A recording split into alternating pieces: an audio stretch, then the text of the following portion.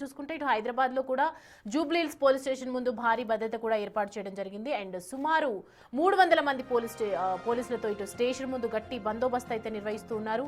దానికి సంబంధించినటువంటి breaking update ఇది. ఫోన్ ట్యాపింగ్ కేసు విచారణలో భాగంగా బీఆర్ఎస్ ఎమ్మెల్యే మాజీ మంత్రి హరీష్ రావు ఇటు నేడు సిట్ ముందు హాజరు కాబోతున్నటువంటి నేపథ్యంలో జూబ్లీహిల్స్ పోలీస్ స్టేషన్ ప్రాంగణంలోని సిట్ కార్యాలయంలో ఉదయం 11 గంటలకు ఈ విచారణ జరగనుంది. ఈ నేపథ్యంలోనే పెద్ద సంఖ్యలో బీఆర్ఎస్ శ్రేణులు, అభిమానులు తరలివచ్చే అవకాశం ఉండటంతో పోలీసులు ముందస్తు జాగ్రత్తలు తీసుకున్నారు.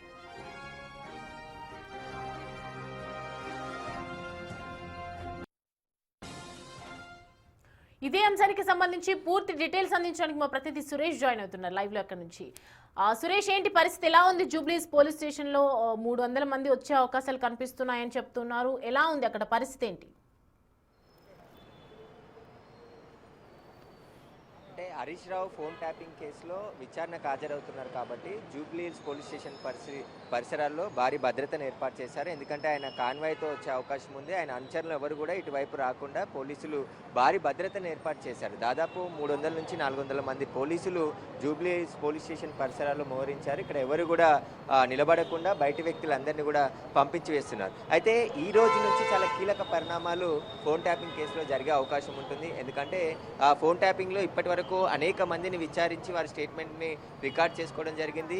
ఇప్పుడు బీఆర్ఎస్ మాజీ ఎమ్మెల్యేలకు కూడా వాళ్ళకి నోటీసులు ఇచ్చి వాళ్ళ స్టేట్మెంట్ కూడా రికార్డ్ చేసుకున్నారు. అయితే ప్రత్యేక సిట్ ఏర్పాటు చేసిన తర్వాత మొదటిసారి హరీష్ రావుకి నోటీసులు ఇచ్చి విచారణకు పిలుస్తున్నారు. కాబట్టి ఫోన్ ట్యాపింగ్ కేసులో రాజకీయ నాయకుల ప్రమేయం పైన ఇప్పుడు ఫోకస్ పెట్టినట్టు అర్థమవుతుంది. ఎందుకంటే ఫోన్ ట్యాపింగ్ కేసులో సొంతానికి కూడా ఫోన్ ట్యాపింగ్ చేయించి వాళ్ళ ప్రత్యర్థుల కదలికలపై ఎప్పటికప్పుడు సమాచారం తెలుసుకొని వారిని అక్రమ కేసులు పెట్టి అరెస్ట్ చేశారని చెప్పేసి కూడా గతంలో ప్రతిపక్షాలు ఆరోపించాయి. కాబట్టి ఇప్పుడు హరీష్ రావుని విచారణ చేస్తే మరికొంతమంది పేర్లు బయటకు వచ్చే అవకాశం కనబడుతుంది. ముఖ్యంగా శ్రవణ్ రావుని విచారించిన సమయంలో ఆయన ఇచ్చిన స్టేట్మెంట్ ఆధారంగానే ఇప్పుడు హరీష్ రావుని విచారించబోతున్నట్టు తెలుస్తుంది. ఎందుకంటే శ్రవణ్ రావుకి హరీష్ రావుకి అత్యంత సన్నిహిత సంబంధాలు ఉన్నాయి, తరచూ మాట్లాడుకునేవారని చెప్పేసి కూడా గతంలో అనేక విషయాలు బయటకు వచ్చాయి. కాబట్టి ఇప్పుడు ఆ శ్రవణ్ రావు ఇచ్చిన స్టేట్మెంట్, ఎందుకంటే శ్రవణ్ రావు విదేశాలకు పారిపోయిన తర్వాత సుప్రీంకోర్టు అనుమతితోని ఆయన ముందస్తు బెయిల్ తీసుకొని రావడం జరిగింది. విచారణకు స్ఫూర్తిగా సహకరించాలని చెప్పేసి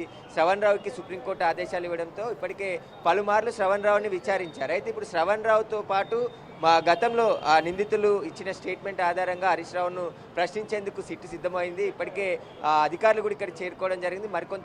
కొద్దిసేపట్లోనే సిట్కు సంబంధించిన కీలక అధికారులు ఇక్కడ చేరుకొని హరీష్ రావుని ఈరోజు విచారించబోతున్నారు. అయితే హరీష్ రావు ఏం చెప్తాడు, హరీష్ రావుకి ఈ కేసులో ఏ విధంగా సంబంధం ఉంది, వాటికి సంబంధించిన వివరాలు ఆధారాలు అన్నిటిని కూడా ముందుంచి పోలీసులు ప్రశ్నించే అవకాశం కనబడుతుంది. హరీష్ రావు తర్వాత నెక్స్ట్ ఇంకా ఎవరికి నోటీసులు ఇస్తారు, ఎవరెవరిని కేసులో విచారణ చేయబోతున్నారు అనేది కూడా ఉత్కంఠగా మారింది. ఎందుకంటే గతంలో బీఆర్ఎస్ మాజీ ఎమ్మెల్యేలకు మాత్రమే నోటీసులు ఇచ్చి విచారించారు. కానీ హరీష్ రావుని మొదటిసారిగా ఎప్పటి నుండో పిలుస్తారని చెప్తున్నారు. కానీ ఈరోజు విచారణకు రావాలని చెప్పేసి నిన్న జూబ్లీహిల్స్ పోలీసులు అంటే సిట్ అధికారులు నోటీసులు ఇవ్వడం జరిగింది. ఆ నోటీసులకు అనుగుణంగానే హరీష్ రావు విచారణకు హాజరవుతున్నారు. కాబట్టి ఇక్కడ ఎలాంటి ఉద్రిక్త పరిస్థితులు నెలకొనకుండా పూర్తి స్థాయిలో బందోబస్తు ఏర్పాటు చేయడం జరిగింది. హరీష్ రావు విచారణ అయ్యే వరకు కూడా ఇటువైపు వేరే వాళ్ళని రాకుండా పోలీసులు అయితే కట్టుదిట్టమైన భద్రతని ఏర్పాటు చేశారు. ఇక హరీష్ రావు తర్వాత నెక్స్ట్ ఎవరికి నోటీసులు ఇవ్వబోతున్నారు అనేది బీఆర్ఎస్లో గుబులు మొదలైందని చెప్పొచ్చు. ఎందుకంటే ఇప్పటి వరకు విచారణలో చాలా మందిని విచారించారు, కేసులో అనేక ఆధారాలు సేకరించామని చెప్పేసి చెప్తున్నారు. కాబట్టి ఆ ఆధారాలన్నిటిని కూడా హరీష్ రావుకి ఏ విధంగా లింక్ ఉంది ఈ కేసుకు సంబంధించి అనే దానికి సంబంధించి ఇప్పుడు విచారణ చేయబోతున్నారు. అయితే జైపాల్ యాదవ్తో పాటు చిరుమూర్తి లింగయ్య కూడా విచారించిన సందర్భంలో తాము ఆ కాన్సెన్సీకి సంబంధించిన కొంతమంది నెంబర్లని ఫోన్ ట్యాపింగ్ కేసులో అరెస్ట్ అయినటువంటి నిందితులకు ఇవ్వడంతో వాటికి సంబంధించి ఎందుకు ఇచ్చారు, మీరు వారితో ఎందుకు మాట్లాడారనే దానికి సంబంధించిన స్టేట్మెంట్ కోసమే మమ్మల్ని పిలిచారని చెప్పేసి వారు విచారణ తర్వాత మాట్లాడారు. కాబట్టి ఇప్పుడు హరీష్ రావు గత ప్రభుత్వంలో చాలా కీలకమైన వ్యక్తిగా ఉన్నాడు. ఆయన ఇరిగేషన్ శాఖ మంత్రిగా పనిచేశాడు. కాళేశ్వరం ప్రాజెక్ట్ అంతా కూడా ఇరిగేషన్ శాఖ మంత్రి ఉన్న సమయంలోనే నిర్మాణం జరిగింది. ఆ తర్వాత సిద్దిపేటలో కూడా ఆయన ట్రిబుల్ షూటర్గా ఆయనకు పేరుంది. కాబట్టి ఇప్పుడు హరీష్ రావుకి ఈ ఫోన్ ట్యాపింగ్ కేసుకు సంబంధించి ఏ విధమైన ఇన్వాల్వ్మెంట్ ఉంది, ఒకవేళ ఆయన ఎవరి ఫోన్ నెంబర్లు అయినా ఈ అరెస్ట్ అయిన నిందితులకు ఇచ్చి ఆ ఫోన్ నెంబర్లను ట్యాపింగ్ చేయించాడా, ఆ డేటాను అంతా కూడా ముందుంచి విచారించబోతున్నారా, అసలు ఏం జరగబోతుందని. ఎందుకంటే సిట్టు జంబో సిట్ వేసిన తర్వాత కొంతమంది కీలకమైనటువంటి అధికారులని ఈ సిట్లో చేర్చి కేసుని వేగంగా విచారణ చేయాలి, పూర్తిగా ఛార్జ్షీట్ కూడా అడిషనల్ ఛార్జ్షీట్ దాఖలు చేయాలి, కేసుకు సంబంధించిన విచారణ కూడా పూర్తి చేసే దశలో కేసు ఉంది. కాబట్టి ఖచ్చితంగా ఈ కేసులో పూర్తి విచారణ చేసి కోర్టులో అడిషనల్ ఛార్జ్షీట్ దాఖలు చేసేందుకు కూడా సిట్ సిద్ధం అవుతుంది. కాబట్టి వీరందరి విచారణ తర్వాత కోర్టులో అడిషనల్ ఛార్జ్షీట్ వేసిన తర్వాత మరిన్ని అరెస్టులు చేయబోతున్నారా, లేదంటే కోర్టు అనుమతి తీసుకొని ఏం జరగబోతుంది అనేది కూడా ఉత్కంఠగా మారింది.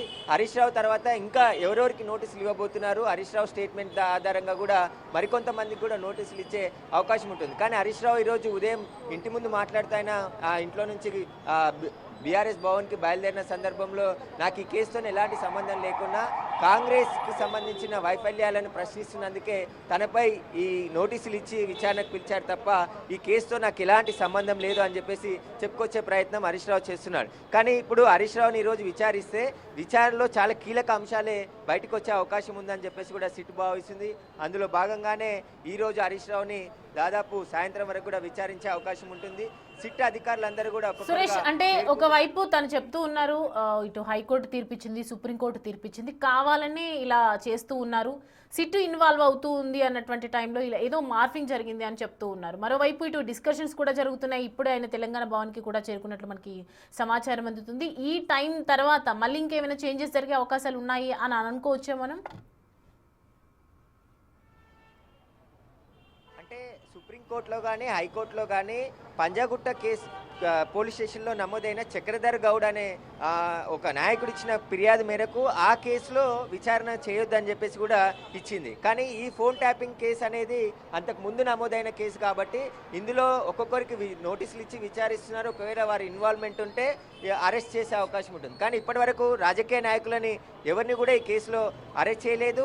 ఈ కేసులో నవీన్ రావు కూడా చాలా కీలకమైనటువంటి వ్యక్తి అని చెప్పేసి కూడా సిట్టు భావించింది. గతంలో ఆయనపై లుకౌట్ నోటీసులు కూడా జారీ చేయడం జరిగింది. ఆయన విదేశాలకు పారిపోయే అవకాశం ఉంటుందని చెప్పేసి ఆ తర్వాత ఆయనకు నోటీసులు ఇచ్చి ఆయనకు సంబంధించి స్టేట్మెంట్ కూడా రికార్డ్ చేశారు. బీఆర్ఎస్ ఎమ్మెల్సీ నవీన్ రావుకి, హరీష్ రావుకి, అదేవిధంగా శ్రవణ్ రావుకి, వీరికి ముగ్గురికి ఏవైనా ఫోన్ ట్రాన్సాక్షన్ అంటే వాట్సాప్ చాటింగ్స్ జరిగాయా, కొన్ని డేటాని రికవరీ చేసింది కాబట్టి ఆ డేటాని ముందు ఉంచి విచారించబోతున్నారనే దానికి సంబంధించి కూడా ఇంకా క్లారిటీ లేదు. కాకపోతే ఈ కేసులో కొన్ని ఆధారాలని, పెన్ డ్రైవ్ని, కొన్ని సమాచారాన్ని అంతా కూడా సేకరించి ఫోన్ ట్యాపింగ్స్ ఎవరెవరు అయ్యాయి అనే నెంబర్లు ఉన్నాయి కాబట్టి ఆ నెంబర్లు వీరికి ఎవరు ఇచ్చారు, ఎందుకు ఆ ఫోన్ ట్యాపింగ్ చేయించారనే దానికి సంబంధించే కీలక సమాచారం రాబట్టే అవకాశం కనబడుతుంది. ఈ కేసును కూడా ఒక కొలిక్కి తీసుకురావాలని చెప్పేసి కూడా ప్రభుత్వం కూడా భావిస్తుంది. ఖచ్చితంగా ఇన్ని రోజుల పాటు దాదాపు 19 నెలల నుంచి కేసును విచారిస్తున్నారు.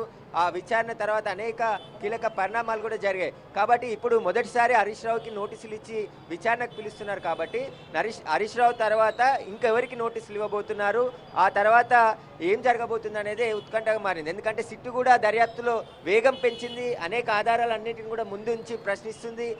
ఎవరైతే నిందితులు ఉన్నారో వారిని కూడా ముందు కూర్చోబెట్టి రాజకీయ నాయకులకు సంబంధించిన స్టేట్మెంట్లు కూడా రికార్డ్ చేస్తున్నారు. అంటే వారికి క్రాస్ ఎగ్జామినేషన్ గతంలో తిరుపతన్న, భుజంగరావు, ఈ కేసులో ఉన్నటువంటి రాధాకిషన్ రావు, మరికొంతమంది ఎవరైతే నిందితులుగా ఉన్నారో ప్రణీత్ రావు, వీరందరినీ కూడా ముందుంచి ఒక 1-to-1గా వారిని విచారిస్తున్నారు. కాబట్టి ఈరోజు హరీష్ రావు ముందుంచి ఎవరెవరిని విచారించబోతున్నారు, హరీష్ రావుకి వాళ్ళు ఇచ్చే స్టేట్మెంట్కి అంటే వాళ్ళు ఇచ్చిన స్టేట్మెంట్ ఆధారంగానే ఇప్పుడు హరీష్ రావుని పిలిచారు. కాబట్టి మీరు హరీష్ రావుకి చెప్పారు కాబట్టి హరీష్ రావు ఇప్పుడు విచారిస్తున్నాం, మీరు ఎందుకు ఇచ్చారనే అవకాశాలు కూడా ఆయనను అడిగే అవకాశం ఉంటుంది. ఒకవేళ నెంబర్స్ ఏమైనా అంటే ప్రణీత్ రావు టీంలో ఉన్నటువంటి అధికారులకి నెంబర్స్ ఏమైనా ఇచ్చారా, ప్రభాకర్ రావు కూడా తరచూ నవీన్ రావుతో కలిసి మాట్లాడుతుండేవాడని చెప్పేసి కూడా గతంలో సిట్ అధికారులు గుర్తించారు. కాబట్టి ఇప్పుడు ప్రభాకర్ రావు, ప్రణీత్ రావు, భుజంగరావు, తిరుపతన్న, శ్రవణ్ రావు వీరందరూ ఇచ్చినటువంటి స్టేట్మెంట్ ఆధారంగా హరీష్ రావుని విచారించబోతున్నారు.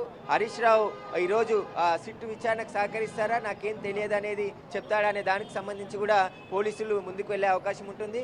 ఒకవేళ సహకరించకుంటే కోర్టు ద్వారా ఆయనని విచారించే అవకాశాలు కూడా ఉండే అవకాశం ఉంటుంది. కాబట్టి ఈ రోజు నుంచి కీలక పరిణామాలు రాష్ట్రంలో జరిగే అవకాశం ఉంటుంది. ఎందుకంటే కక్షపూరితంగా తమను నోటీసులు ఇచ్చి పిలుస్తున్నారు, మా కేసు సంబంధం లేదని చెప్పేసి హరీష్ రావు చెప్తున్నారు. కానీ ఈ కేసులో ఏం జరగబోతుంది అనేది, ఎందుకంటే ఫోన్ ట్యాపింగ్ కేసు అనేది 19 నెలల నుంచి సాగదీస్తున్నారు. విచారణ పేరుతోనే అసలు ఏమీ లేదు ఇందులో అని చెప్పేసి చెప్పుకొస్తారు. కానీ సిట్టు ఫోరెన్సిక్ నుంచి వచ్చినటువంటి కొన్ని ఆధారాల నుంచి వాటన్నిటిని కూడా వారి ముందు ఉంచి విచారిస్తున్నారు. కాబట్టి చాలా కీలక పరిణామాలే ఈ నెలలో జరిగే అవకాశం కనబడుతుంది. ఇంకా మరికొంతమందికి కూడా నోటీసులు ఇచ్చి ఈ కేసులో ఎవరెవరి పాత్ర ఎంతవరకు ఉందనే తేల్చే పనిలో సిట్టు ఉన్నట్టు అర్థమవుతుంది. కాబట్టి కోర్టులో అడిషనల్ ఛార్జ్షీట్ కూడా దాఖలు చేయబోతున్నారు. కాబట్టి అందులో కీలకమైనటువంటి అంశాలన్నీ కూడా కోర్టు దృష్టికి తీసుకెళ్లి ఈ కేసులో నిందితులకు శిక్ష పడే విధంగా మొత్తం సాక్ష్యాధారాలు సేకరించామని చెప్పేసి కూడా సిట్ చెప్తుంది.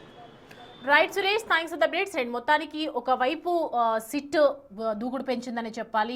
ఫోరెన్సిక్ ఆధారాలు తీసుకొని వాళ్ళ విచారణ కూడా హాజరు అయ్యే అవకాశాలు కనిపిస్తున్నాయి.